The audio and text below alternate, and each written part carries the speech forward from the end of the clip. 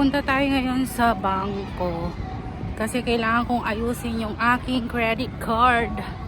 Kailangan daw pala nila ng bago kong visa.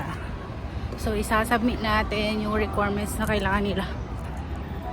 Ang init.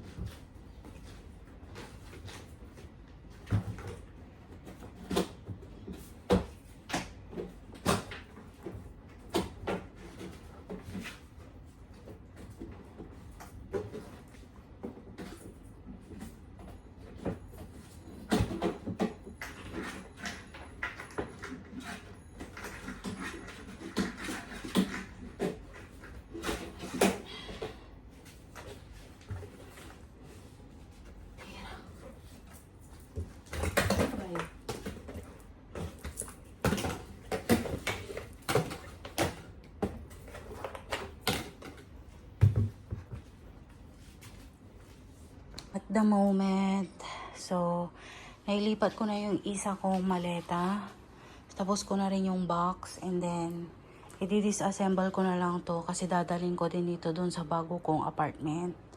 So tapos yun lang yung dadalhin ko sa apartment, to naman dadalhin ko sa work. So kundi na lang, last maleta na.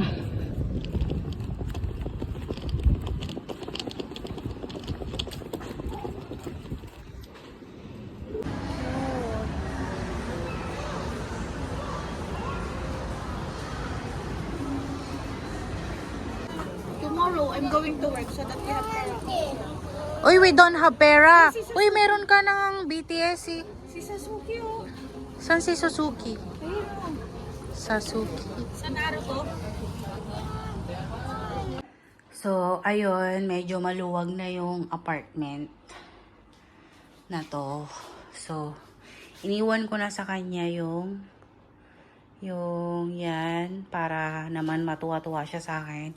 Iwanan ko na rin itong aking beautiful mirror na sobrang pinaghirapan kong binili yan, na binitbit ko pa. So, yung mga kumot ko, itatry ko na labhan sa work. So, ang dami ko din palang dadalhin sa work. So, yun, wala na akong kukunin.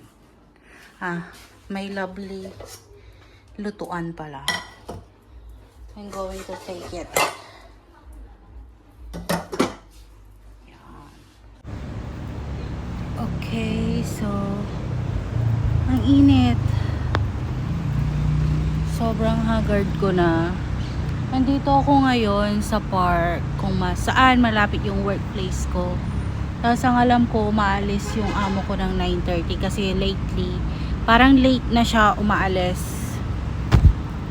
So, kailangan ko munang spend ng time dito sa park para hindi ko na siya maabutan. Wala lang, ayoko lang siyang maabutan doon. Tsaka para magkaroon din ng time yung isa, yung papalitan ko na mag-ready sa mga things niya, ganyan, sa mga gagawin pa niya na trabaho, ganyan. So, ayun. Bali, may bago ngayon sa sitwasyon ko ngayon. So, lumipat ako ng flat. Lumipat ako ng apartment kasi hindi ko na kayang bayaran yung apartment. Kasi ayaw na nilang bayaran. Dati kasi binabayaran ng amo. Ngayon hindi na nila babayaran. So, 1,250 yon. So, gusto nung kapartner ko sa trabaho kasi siya yung kasama ko sa apartment is ikikip namin yung apartment kasi nga kami lang dalawa doon kung sakali. Yung parang siya nasa work, ako nasa apartment. Pag ako nasa apartment, siya nasa work. So, hindi namin, nag-iisa lang kami sa apartment, parang ganon. Solo namin, kumbaga. Kasi yung mga apartment dito ng mga Pilipina, usually pag Friday, Saturday, full load. As in, tabi-tabi kayo matulog, madami kayo sa apartment, maingay, hindi ka makakapagpahinga, ganon. So, yun yung ayaw ni Mabel nung kapartner ko sa trabaho. So, ngayon, ayun, so hindi ko na kaya, kailangan ko mag-adjust kasi nga gusto ko magbakasyon, gusto ko makaipon, kaya kailangan ko mag-cut ng expenses. So, yun, medyo parang sumama yung loob niya doon kasi nga parang I promise daw na hindi ako alis sa apartment, ganyan-ganyan. Although wala naman akong pinirmahan sa kanya na hindi talaga ako alis ng apartment. So, ayun, umalis ako. Tapos masama yung loob niya, kaya ngayon, hindi ko natin masyadong inaagahan yung pagbalik ko sa trabaho para hindi mag-clash masyado yung landas namin. Parang gano'n, yun lang.